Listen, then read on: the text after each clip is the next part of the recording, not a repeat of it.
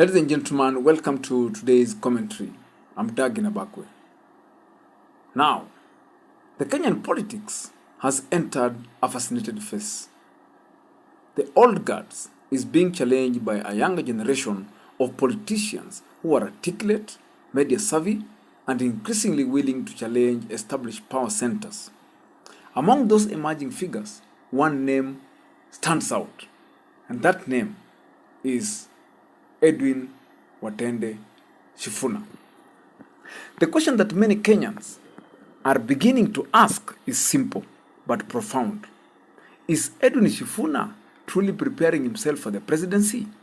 Or is he merely enjoying his role as a political commentator, a party spokesperson, and an opposition attack dog? Because there's growing indifference between being popular and being presidential. And that is a fact. And that distinction may define Sifuna's political future. So, for many years now, Sifuna has built a reputation as one of Kenya's most effective communicators. He is sharp, he is confident, he is articulate. Whether he's in parliament, on television interview, social media exchanges, or political rallies, Sifuna rarely appears intimidated. In many ways, he has become one of the most visible faces of the opposition. But let's face the truth. Visibility alone does not make a president. The presidency demands something different. The presidency demands a national vision. It also demands coalition building, restraint, and the ability to unite the people who fundamentally disagree with you. Just like the former Prime Minister, the late Raila Amolo Odinga, was known to do. He would agree with you one day, and the next day, you would actually be eating from the same political table. And that's what we are talking about. And this is where the debate surrounding Sifuna begins. One school of thought argues that Sifuna is quietly positioning himself for the country's highest office. His supporters point to his growing popularity among the young voters, his ability to dominate political discourse, and his increasing influence within ODM, and national politics. But another school of thought sees a different picture. They argue that Sifuna often appears more comfortable criticizing leaders than presenting himself as an alternative leader. Listen carefully to many of his speeches. Much of his political capital comes from attacking opponents, exposing contradictions, and challenging government narratives. These are important political skills, but presidential candidates must eventually transition from criticism to construction. They must tell voters not only what is wrong, but also what they intend to build.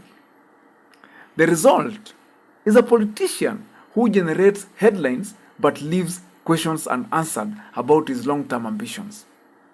Is he preparing to lead Kenya? Or is he preparing influence whoever leads Kenya? Those are the two very different objectives. Consider, for example, Kalonzo Musyoka, Fred Matiang'i, Rigathi Gachagua, and even George Natembeya of the Tao FM. Sifuna's rise has complicated the political calculation by occupying significant national political space and shaping public discourse in ways that challenge established and emerging leaders alike. His growing profile fuels conversation about generational change, communication, political relevance, and national appeal. Supporters of Edwin Sifuna see him as a future national leader, while critics question whether he has yet articulated a sufficiently detailed governance vision, if you will. Perhaps Sifuna's greatest strength is that he is not confined by geography. He speaks to national issues, participates in national debates, and builds national visibility. Yet, national visibility, as it were, creates national expectations.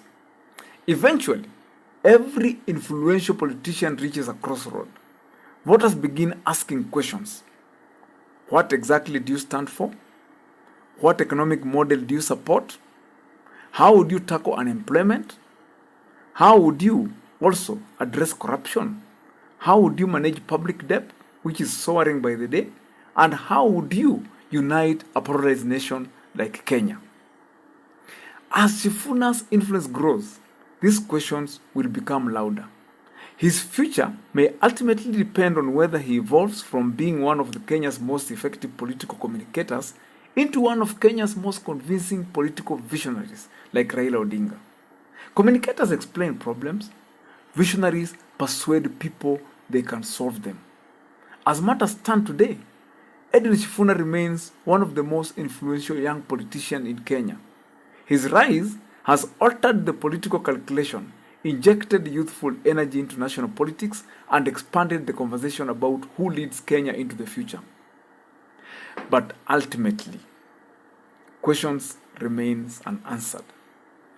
Is Edwin Sifuna deliberately preparing for State House? Or is he content being one of the most powerful voices shaping the national conversation from outside the presidency? The coming years may provide answers to these questions. I'm Dagi Nabakwe. I'll see you in the next one.